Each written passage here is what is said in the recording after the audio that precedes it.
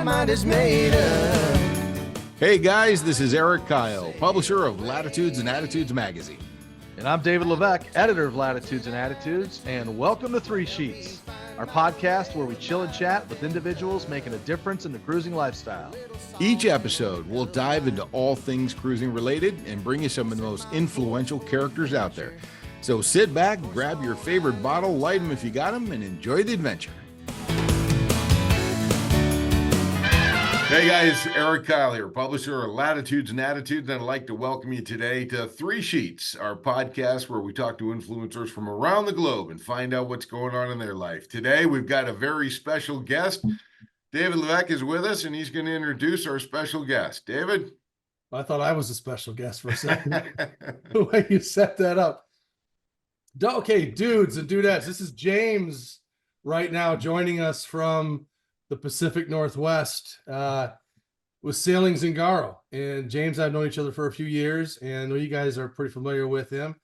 And just recently, as of maybe 3 days ago, I ran into James at the very tail end of the Annapolis Sailboat Show. And it was like, dude, let's do a podcast. So this is how quickly we mobilize at Latitudes and Attitudes magazine. I just want to point out, by the way, that I am wearing the official Annapolis Sailboat Show Latitudes and Attitudes hat that just came out, within a few days ago. So we are totally representing this fine afternoon. James, how are you? How do I get a hat like that, bud? You could have had one the other night. I had a whole van full of them. Oh, no way. Oh man, I was so tired. We were you were the last person I talked to at the show before leaving the entire show. And it was serendipitous that we ran into each other because I've been meaning to contact you because now that I've have some time, I'd really like to start writing some more. And I really love writing for magazines. I really do. Oh, we can't wait for it, man. But I will get you a hat. We'll work that out real quick. Okay. Okay, cool. Sounds good. Thanks, man. So, James, I don't know you as well as David does, and I'm really curious to find out more about what your story is, what your adventure's been like. So maybe you could just kind of start us off maybe with, hey, how did you get involved in the whole sailing, cruising lifestyle? Okay, well, so I was in the Navy. I was a navigator on a submarine when I was 19, and I did that for 5 years. And then when I was in the Navy, I met one of my roommates was this cool Nuki T that was just he was a bad mofo, man. He took my boat trailer that was all rusted out and he made it into a double Sea-Doo trailer and then bought 2 Sea-Doos that were all rusted out, rebuilt them, and we had Sea-Doos at our house and a boat. And he was that kind of guy, right? He could just do anything. So he had a sailboat and he'd always try to get me to come on it. And I was like, I didn't like sailing. It was too slow for me at that point. This is like 21-year-old James. And he died sailing around Hawaii, circumnavigating Hawaii, a big Kona storm. If you know anything about Hawaii, there's these like big, like intense storms that come up. And he just happened to be in the wrong spot. He lost his rudder. He got in the life raft. He was popping off flares, and the Coast Guard was on the beach watching him in the surf, and he just couldn't get out of the surf and died. He drowned. So Rob Mudd, thanks for inspiring me, buddy.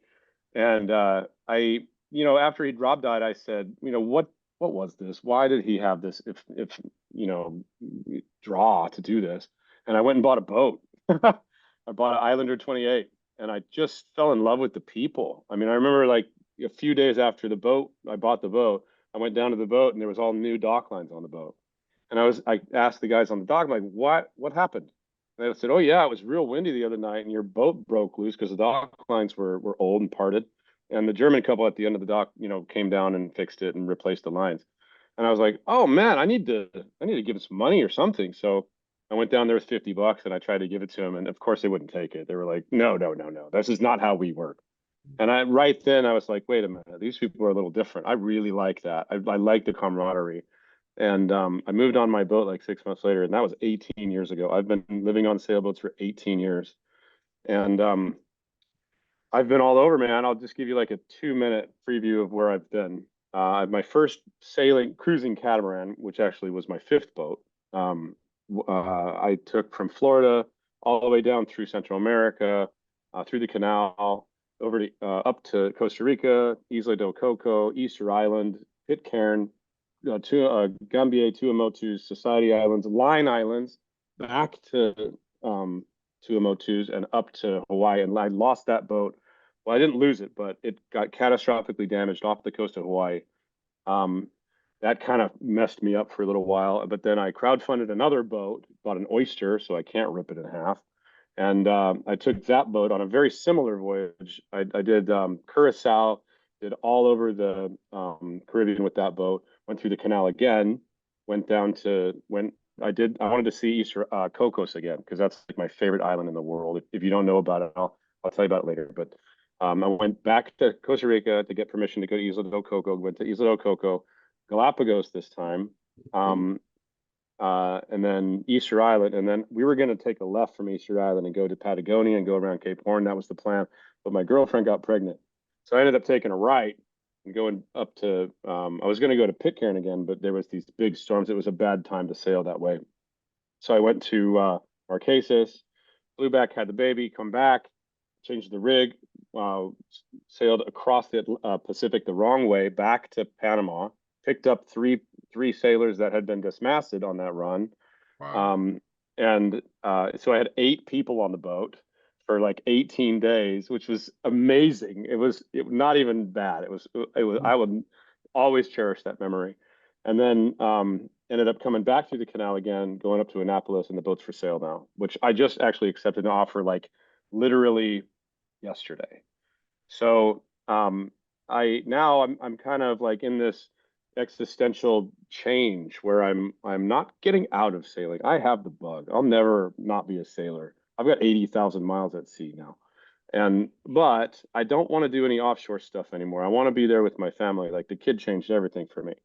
And and my girl never really liked it anyway. She would get seasick and stuff. So I'm kind of in this big change right now, which is kind of scary and kind of exciting and kind of like, I don't even know what's happening to me. I'm not even like wanting to get on people's boats. I kind of need a break from boats. And I have this sailing channel and I have all this knowledge and I want to do something with it. But at the same time, I don't know the best way to get it out because like YouTube videos aren't really the best venue for doing like big knowledge-based courses and stuff. YouTube videos are better to be like one subject, easy, flashy title, and that's how you make money with YouTube. But I'm kind of like figuring out what to do there. So there's definitely been some changes in your life since the last time I saw you, which was 2 years ago in Annapolis, right? So let's just back up. 2 years ago in Annapolis, first of all, your hair's a lot shorter.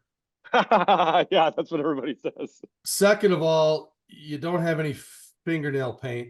Yeah, well, not today. Not today. That was a fun thing. I'm like, dude paints his nails. That's cool. Yeah, I've always done that.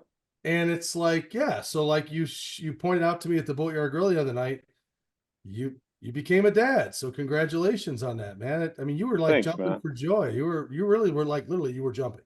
And I love that. Yeah. I love that. Yeah.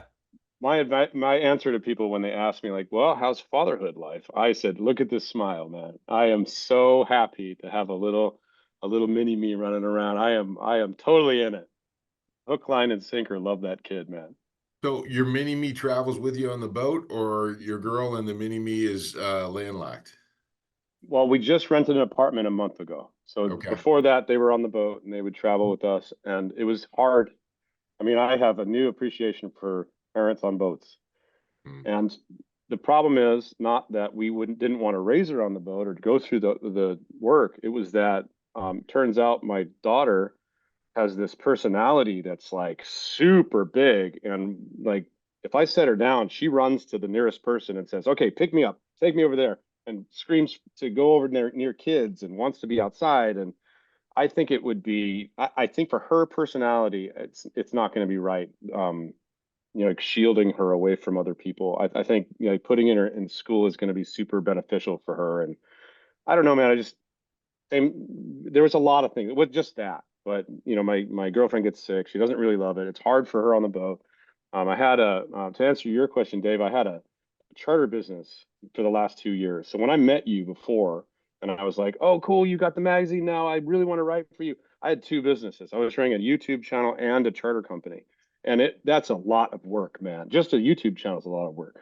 But the charter company is like, I needed, and I was doing it all myself. I didn't have like a secretary or anything.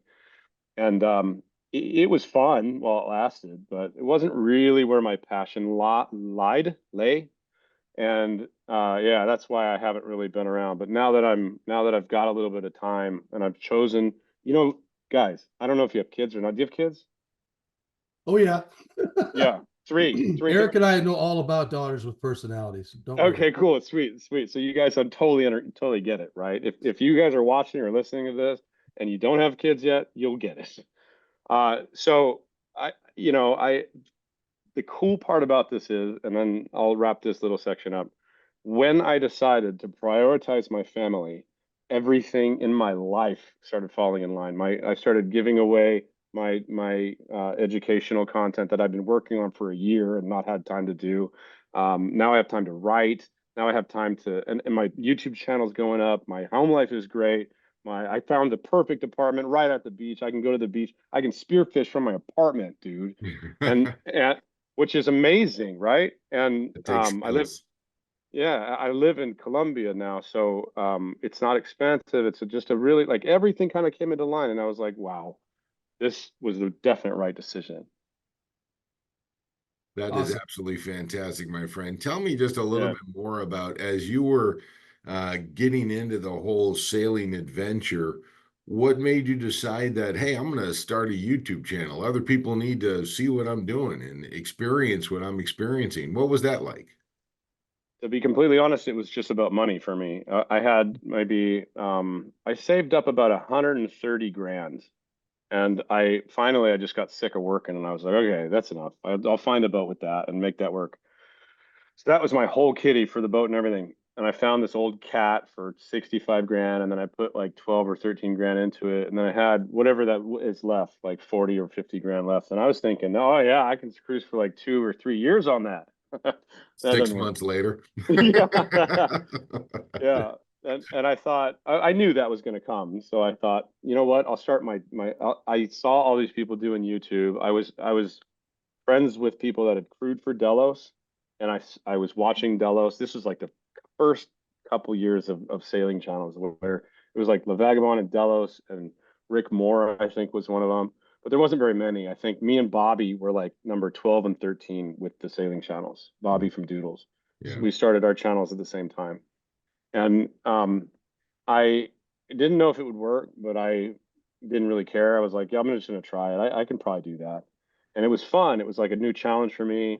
And my first video got 100,000 views. So back then, it was super easy to break into this because it was new, it was novel, it was one of the first to market. It was very easy for, there wasn't a lot of competition. Anyway, you get it. And I just the YouTube channel went up and up pretty quick, and I really wasn't serious about it. Like I would take months between videos, and I didn't really, because I had extra money, and then I met a girl, and then we sailed around until we were pretty much flat broke. And then we had been filming, but we didn't put out any videos. So I was going back and I was making that content while we were kind of stuck in at the mouth of the canal, the Panama Canal, because we didn't have enough money to go through it. Mm. And then as that footage caught up to us, I was like, well, we need to figure out what to do because at that point we had a huge hole in our jib sail. I mean, we could still sail, but it was just getting bigger and bigger, and it was a laminated sail, so I couldn't fix it. I tried to fix it, but I couldn't do it. And I have a video where you can see me sailing with this giant hole in the sail. And I was like, look, we got 10 grand left. What are we going to do? And she's like, okay, well, if we don't have sales, we can't really go anywhere. So I tell you what, you spend 7 grand on sales, and I will borrow 2 grand from my sister, and then we can go through the canal and we can keep going and making content and stuff. And we ended up paying her back, but I spent my last 10 grand on the sales, man, and I was down to fumes. And then the YouTube channel picked up right then. So So you basically been sailing on an income from your YouTube channel. yeah, for a long time. And then as we got more into doing YouTube videos and figured out how to do YouTube and like how it worked, it was really good. It was fun. We built the channel rather quickly, and we ended up getting enough money from the YouTube videos to just keep going. the problem was at the beginning of that stage is which I'm sure a lot of YouTubers are at now. It's hard to go anywhere like expensive. So we were hanging around in, the cheap places. We went to Ecuador and spent like 6 months in Ecuador because it's super cheap there. We couldn't go to Galapagos. We had to bypass it. But we were doing like serious offshore stuff. Like we went from Ecuador to Easter Island to Pitcairn to, I was out to sea for like months at a time, you know what I mean? Like without going in a marina or any protected anchorage or anything. And it taught me a lot. Taught me a lot. Since you were one of the first YouTubers to get an established channel and be able to generate enough income to support your lifestyle, what recommendations or advice would you have for people who are like, you know what, I want to go do that. I got 130 grand. I'm gonna go out and spend 80 on a boat and have 50 to be able to have fun and just create a YouTube channel. Can they do something like what you did, or is it just that period of time that Abs, allowed you to do that? Yeah, absolutely. 100% that's a yes. You can absolutely break in any kind of genre if you're determined enough and you're interested. And the problem is now there's like 500 channels. So that time where you could just put out anything and it'd get 100,000 views is gone.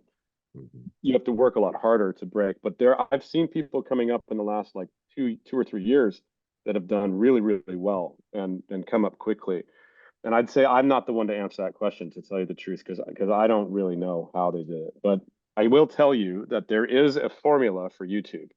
There's a way to do YouTube the correct way. So if you want YouTube to be your number one source of money, then figure out YouTube before you start your YouTube. You know what I mean? Like go subscribe to all the guys that do how to do YouTube channels, and then you do YouTube, because it's not about the sailing. It's about you, and it's about the algorithm. Yeah. Do you see yourself getting in kind of a teacher mode, whether it's how to generate income being a sailor on a YouTube channel, or about how to do sailing and how to cruise the world? Do you see yourself developing into something like that, James? Well, This is what we talked about. This is what we talked about at the Boatyard Grill. I couldn't Yep. believe what you were telling me you wanted to do with the next phase of your life. Go ahead. Yeah. So, okay, this is really where I'm at right now, to be completely honest with you, is I am going to get out of the sailing YouTube world, because I think it's been 10 years. It's been amazing. I am so thankful to all my fans and patrons and Kickstarter supporters. And it's been, I mean, if I really think about it, it makes me want to cry, because I cried when I got rid of my catamaran. Same kind of feelings come up when I think about how many people made this possible for me. And I really, really appreciate it. So I'd like to give back before I leave. I've got 10 years of cruising. I've been to places that nobody else has been to on YouTube. I see the type of advice people are getting from some of the YouTubers, and it's not great advice. Like, it's not coming from a place where it's good theoretical advice. It's like what the forums would say kind of advice, but it's not really from a cruiser that knows and isn't afraid to like tell you to your face, like, look, man, a catamaran is not a very good offshore vessel because the way it moves. It's not because it's going to break apart or because it flips over. It's because of the motion when you're offshore in anything bigger than 10-foot seas. So if you're going to be a voyager, everybody that's a voyager, John Kretschmer, Sail Libra, 59 Degrees North, Andy Schnell, all these guys that are like real voyagers of the world right now, they all say, own a mono, rent a cat. So that's something that people don't want to hear. So people don't say it because it's alienating one of the demographic of their videos. So I'm in a position now where I'm going to be getting out. I can tell you what I think, and people will appreciate it. I don't give a shit if it alienates people, because it's my real opinion.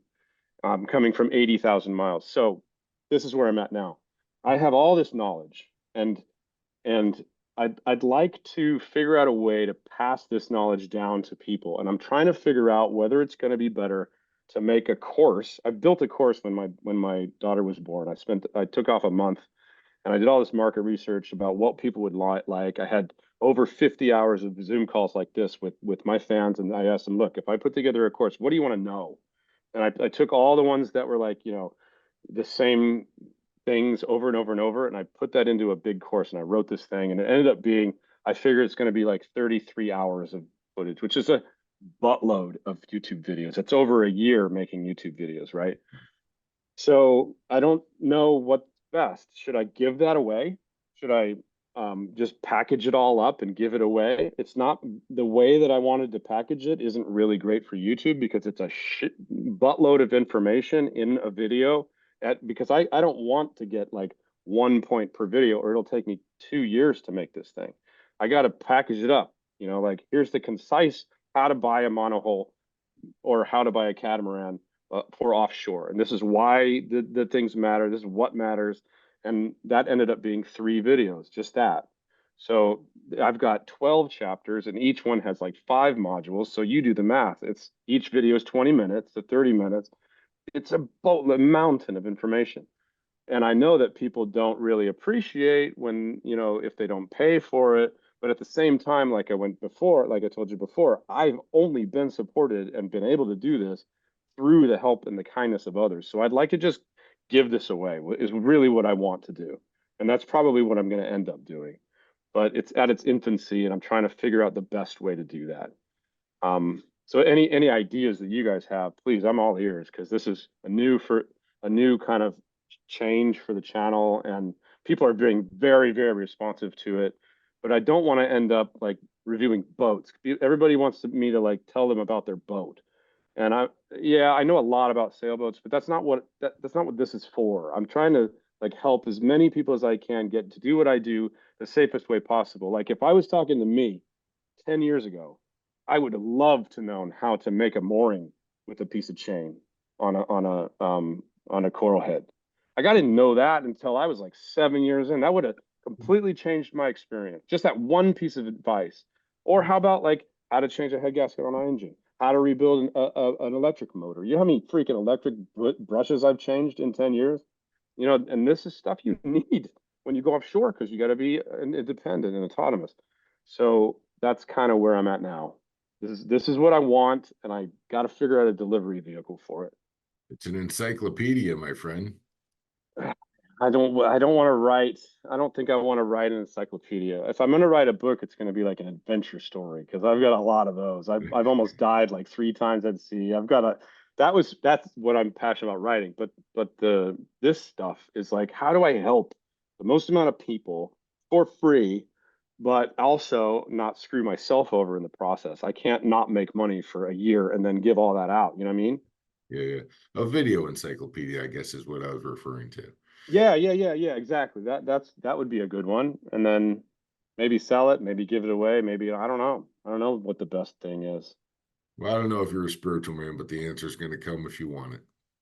Exactly. I think so too. And I think that once I started giving away the information, people are super receptive to it. And that was like really what made me think it will come back to me. If I don't package this, as long as I explain to people like, look, listen to me. I could sell this course for $1,000, but I am going to give it to you for nothing. As long as you pay attention. Like this is what I really think. I'm not sugarcoating this. I'm not trying to sell this to you. I don't give a shit if you like the information or not. This is what really works offshore. And maybe if I preface it like that, but like have a better way to say that, I would be able to, get people's attention and say, wait, James really is genuinely trying to give us something here. Let's all pay attention. No, I think you should say it just like that. Yeah, I know. I really do. I think that should be right on the marketing. Well, it's interesting. We publish a boating magazine that's all about trying to inspire people to cast off the lines and just go. Just go make the miracle happen. Go have your adventure. Because if it's going to happen, David, it's going to happen out there. Exactly. So Ron, that's baby. kind of the whole point, right? And if we're trying to inspire people, we don't want to say, hey, sit down and listen and read all this information so that you can be inspired. They're either going to be inspired or they're not going to be inspired. If somebody's ready, there's nothing you can say that's wrong. If somebody's not ready, there's nothing you can say that's right. Oh, that's really good. I like that. Yeah, and if some people, everybody does it differently. Like there's a bunch of different kinds of sailors in the world. There's the coastal cruisers and the voyagers and the offshore guys and the guys that just want to be like as far off as possible or push themselves as hard as possible or race around the world or do some crazy nonstop double circumnavigation thing. And that's so awesome that that space exists. And the same thing with the people that are trying to get into it. It's kind of similar. Like some people just, they don't give a shit. They're like, I'm circumnavigating. I've never owned a boat. I'm going to buy a boat tomorrow and leave. And that's awesome. And then some people want to take the more conservative approach. Like, okay, I'm going to read every sailing book available, and then I'm going to buy a boat and I'm going to leave. Or I need an online course. Or I'd like to watch videos, or like everybody learns different, right? So Are you I would, familiar with that Matt Rutherford story? oh yeah, yeah, I've met Matt. That guy is my hero, man. Yeah, Absolutely. Who circumnavigates the Americas nonstop on a whim? that could have been one of the greatest sailing adventures in the history of mankind. Yeah. Red Dot. If you haven't seen, I think it's still on Netflix, isn't it? Red Dot. Oh, I didn't watch anything about it. I just read about it. Yeah, he was doing a seminar at the Chicago show a few years back, and I watched Red Dot and just absolutely amazed. But you're right. I mean, some people are like, you know what, I want to go do that. And they go do amazing, incredible things. And other people are very meticulous in their planning, in their preparation, in their knowledge before they go do it. And again, you've got the video encyclopedia to be able to help people along the way, whether they do it before they go, during their trip, or whenever. Yeah. Yeah, so originally this was going to be a course. I already got the name. It was going to be called Confident Cruiser. I bought the website. I built the website. And then I just never had a chance to really devote a lot of time because I was running those two companies. And it was cool, and I needed to do that because I got to go back to Easter Island. I got to go back to Isla del Coco, and I'm so thankful for that time in my life. But now I've got the time, and I'm really at a point where now where I kind of just want to give back to the community, and I want to, yeah, maybe I'll call it Encyclopedia of Sailing, and that would get people to, take it seriously, and maybe not cherish the information, but have it be distributed a lot easier that way. And carry So a let lot me of weight. so let me just get this straight real quick. So just so I can put it all together up here. You just got an offer on the boat, right? So you're selling the boat. Okay, so you'll have some Yep. income, you'll have some money coming in from that. You're living in Colombia Yes, sir. Yep. with the girl, and how old's your daughter now? 14 months. That's incredible. So how does your girl feel about you saying, "Hey, listen, I'm just gonna give all this away for free"? I mean, you got to have some kind of an income someplace along the way for all this, right? I mean, what else do you Yeah. plan to do? I'm planning on, I mean, I'll just tell you guys straight up because it really doesn't matter. I don't really like saying my plans in the future on permanent things because I end up changing a lot of things, But what I've done is I've looked at the market of YouTube, and I've said, okay, who makes the most CPM? And like every genre of YouTube gets paid differently. Like the sailing channels get paid a different number for every click than the true crime channels, than the guys in lifestyle vlogging in China, and everybody's getting paid differently every time they have somebody click. So I said, who's getting paid the most per click?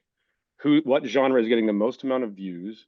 And I kind of approached it from a business standpoint just to know. I didn't really want to like just make my decision based on that, but I wanted to take more of like a pragmatic approach to it. That way, when I did decide what I wanted to do, I would know, okay, this is why I'm doing this.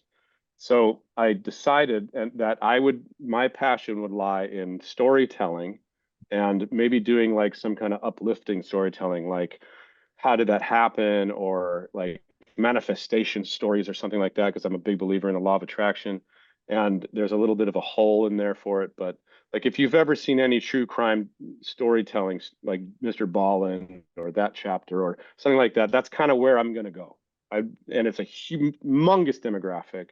And I think there's an existential change with the viewer base on YouTube, like wanting more of a story-based format. And if you think about it, they're like putting it on and doing the dishes while they're listening to stories, and they're watching the whole video. They're watching multiple videos. People like you. They watch all your stuff, and it just makes the algorithm love you and just propel your channel up crazy. and it's way bigger audience. People are listening to stories when they go to sleep, and it's just a better venue than trying to stick with the YouTube thing. Or the sailing thing. I'm glad I got that opportunity, but my heart is kind of out of it now. I need a break from that. I've done it, and it's not challenging for me anymore. And I succeeded in it, and I'd like to, before I leave, give back. That's where I'm at. My experience is always, if you want to make God laugh, tell him your plans. Yeah, I mean, well, you never know. That's what the thing is. I'm probably going to be like selling HH catamarans next year. Who knows? Yeah, and I'd like to keep, monetarily, and for my family, I could make a lot of money in this space doing, like, helping people buy boats and doing consultation work, and maybe even like flying to their boat and helping them out. But I don't really love doing that. But or deliveries, there's a lot of different venues that I'd be very good at. But right now, I'm trying not to make any like rash decisions, because I think what's happening is my subconscious is trying to protect me, because my identity has been sailing for the last 20 years or 25 years. And now that I kind of want to get out of it, it's like, okay, well, we need to disassociate you with sailing. And I don't want to sail. I don't want to be offshore. I don't want to, you couldn't pay me enough to come to your boat to teach you how to cruise right now.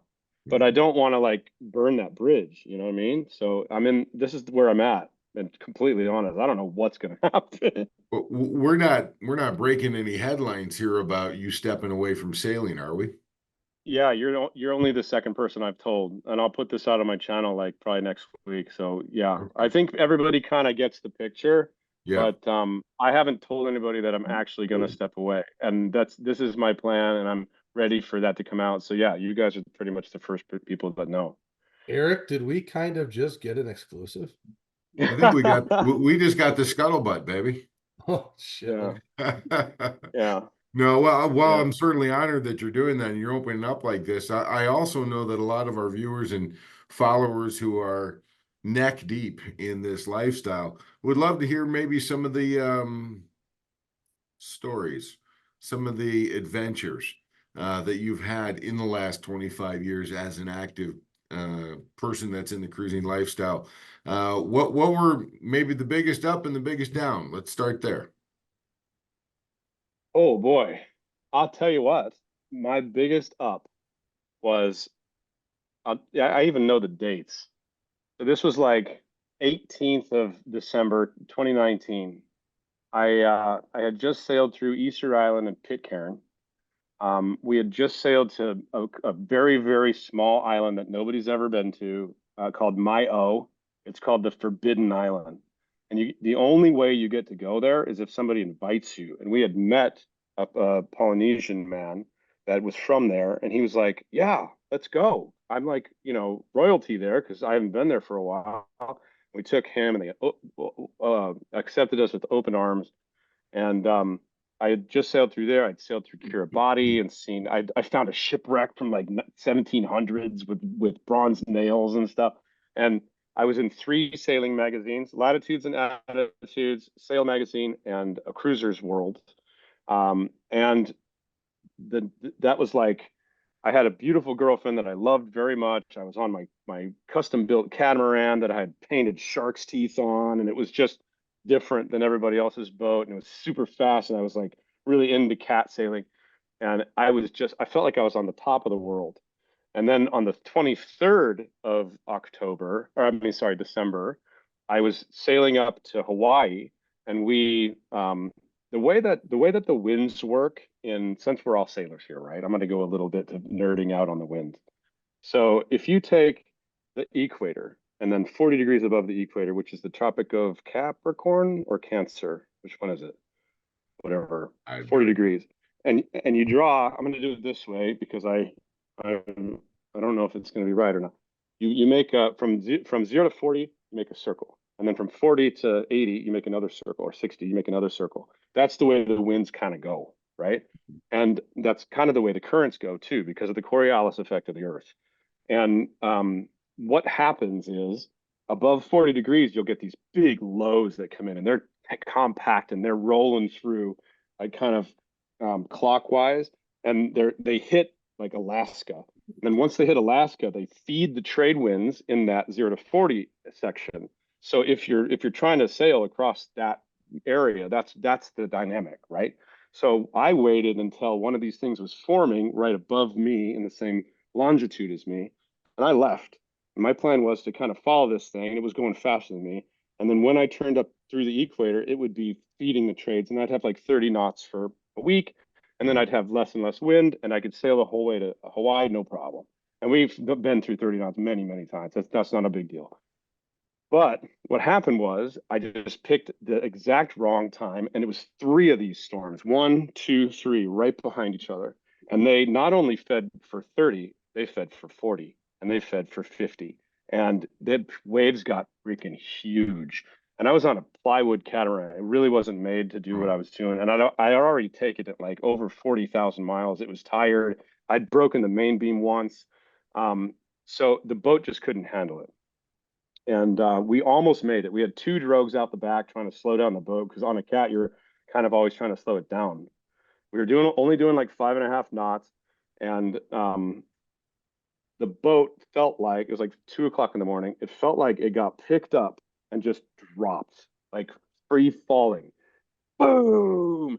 And nothing happened. We were just like, whoa. And I got up. We were awake, of course, because the way the seas were horrible. You don't really sleep in those kind of seas. You're kind of in and out of it. And just before I touched the wheel to like fare us off a little bit, it happened again. And the second time, it was like a zipper.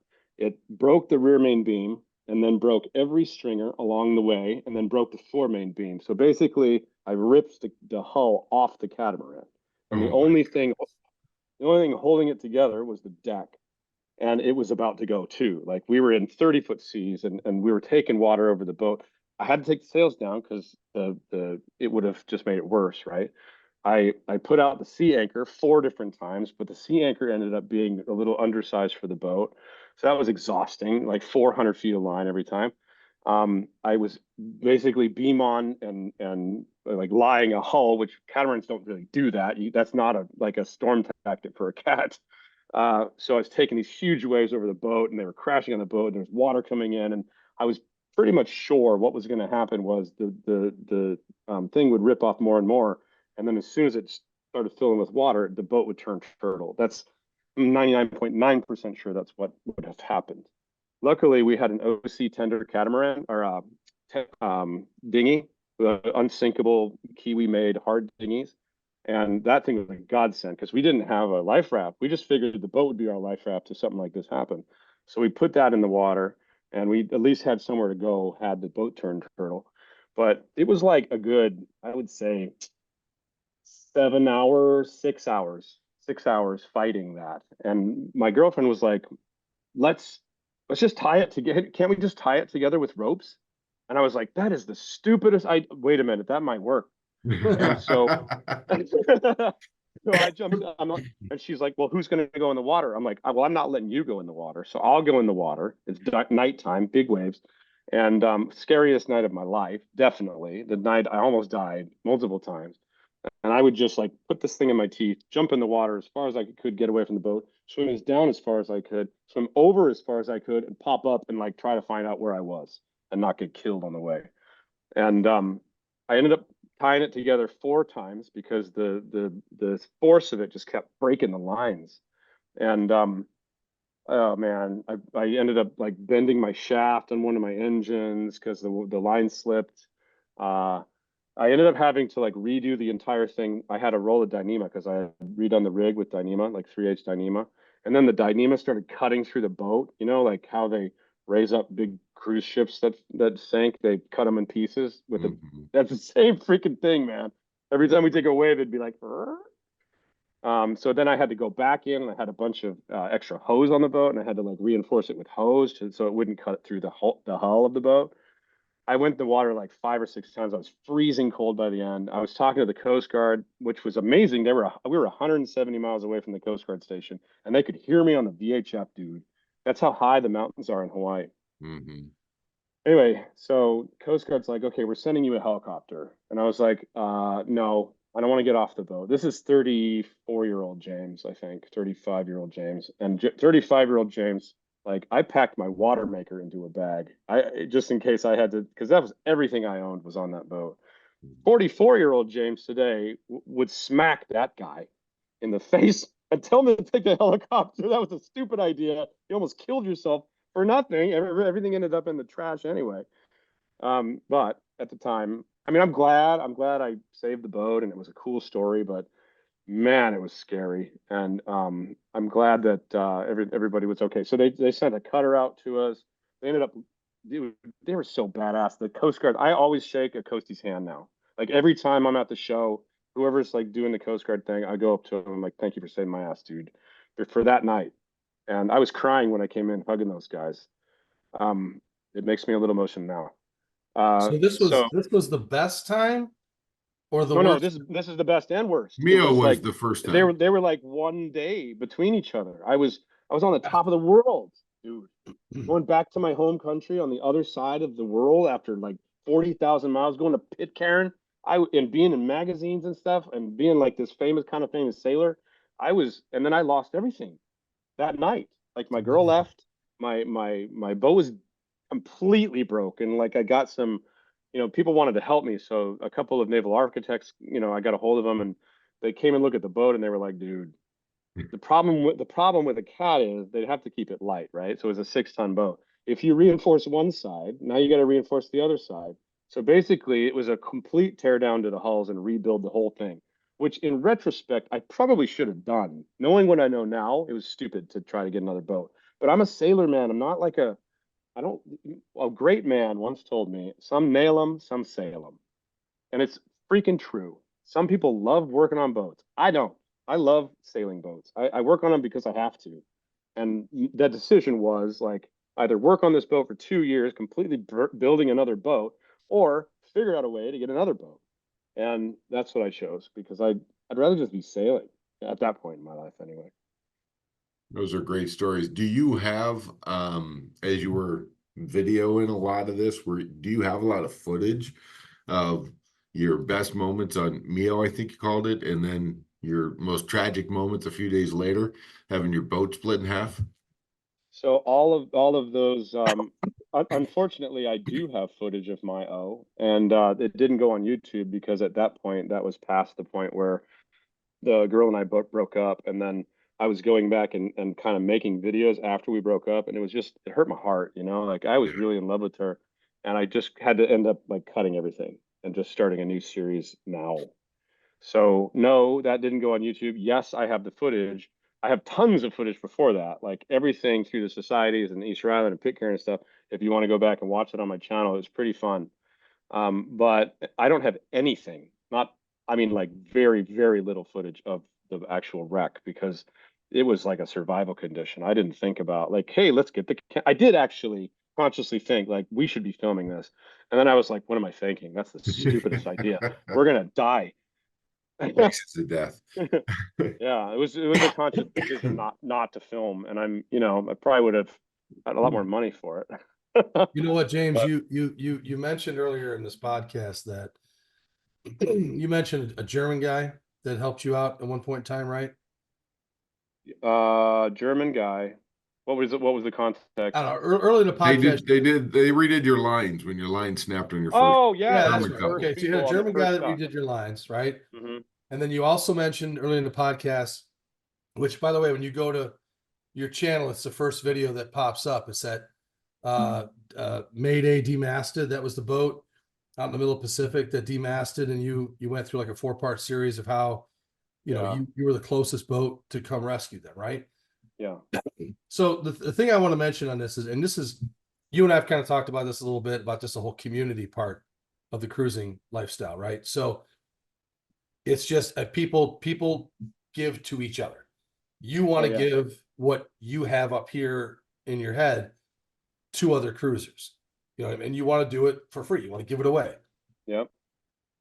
We've been talking about this a lot, and stick with me because I'm coming to a theme here. Our magazine is all about promoting the cruising lifestyle. Our magazine is about unity, the community of the cruising lifestyle, right? We've been talking about it ad nauseum. The world needs changing. The world needs better people. Absolutely. I swear to God, I have never met in my life better people than in the cruising community. 100%, bro. Seriously. And I was talking with somebody at the Annapolis Boat Show about this the other day. And you just touched upon it. The German guy that jumped in to help you with, with the line, right? So there was a guy I was talking to, James the Sailor Man. Okay, I think you might have seen. Oh, yeah, I like him. Yeah. Love that guy, right? Yeah. So we were talking, he mentioned about how he came into an anchorage and that there was, he was it was at night, and he's coming into an anchorage and he's fighting this current and he's fighting these winds. It's blowing 35 to 40 or something like that. And he's trying to set an anchor. And a guy from another cruising boat jumps in his dinghy and goes to help him. Now, I'm going to ask you and the rest of the podcast freaking community for Three Sheets Podcast from Latitudes and Attitudes Magazine, did anybody that jumped in to help you or anybody else first ask you what your political affiliation was? No, not at all. Never. Did they ask you anything else about your lifestyle? Yeah, it's the great equalizer. They freaking jumped in and they helped. That is why I love the cruising community. And that is why I love cruisers. And that's why I love working with this magazine the way that we do. That's amazing, dude. I can't wait to work with you guys some more, really. I want to write some stories for you. I got a ton. That's just a couple. We would love that. Absolutely fantastic. Love that. So listen, it's kind of coming up on time for us here. I just want to make sure that the people who do want to find out more about the life that you've been living over the last couple decades, James, has an opportunity to do that. So share with us, where can we see your YouTube channel? Where can we get in touch with you? Where can we find out more information about what's going on in your life and what the future has to hold for you? So all you got to do is Google Sailing Zingaro with the Z. Zingaro. It's the Italian word for gypsy. And when I bought, the reason I have that name is when I got the catamaran, the name was Zing. I didn't really like the name, so Zingaro was just an addition to it. And I'm a little superstitious about changing the name of boats, especially now. Yeah, so just Google it, Sailing Zingaro, and you'll find me. You can go to sailingzingaro.com, or you can go to Sailing Zingaro Instagram, or you can go, which I don't really use much.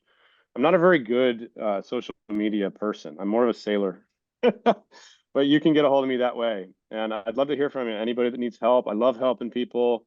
I offer most of my services for free. Some are paid because, I have a family to take care of too.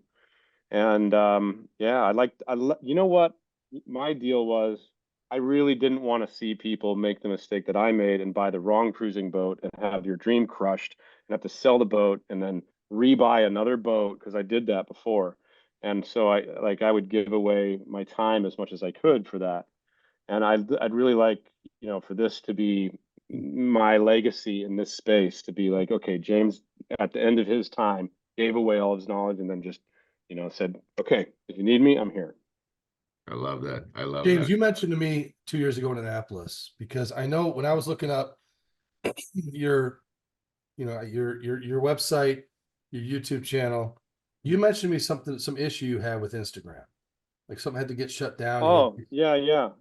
They kicked me off Instagram and I had to restart it, and I just never really got the gumption to do Instagram after that. Yeah. What a pain. Unfortunately. Yeah, I had like 20,000 subscribers on Instagram, and they just canceled my thing because somebody tried to hack it, and they don't have, it's an AI bot, and it's not real people that are behind, that part. My brother works for Facebook, dude. He's one of the top engineers in Facebook. I called him and I was like, hey man, can you help me here? Is there anybody that can help me? He's like, no, that's not I can't even do anything because it's just an automatic thing. I'm like, oh, great. Well, I guess I'm not doing Instagram anymore. Gotcha. Well, brother, we wish you all the best in all that you're doing. Congratulations on the little girl, man. It just absolutely steals my heart. I have 3 daughters myself. They'll steal every dollar out of your wallet as well, but it's all okay. It's all good. Yeah. We wish you all the best. Can I get a hold fast? Hold fast, baby. Yeah. Much love, guys. Kyle, it was nice meeting you. David, nice to see you again. And thanks for having me aboard. And yeah, anytime you need me, you know where to find me. Thanks so much. Be well, my friend. Awesome, dude. Love you. My mind is made up. I'm gonna sail.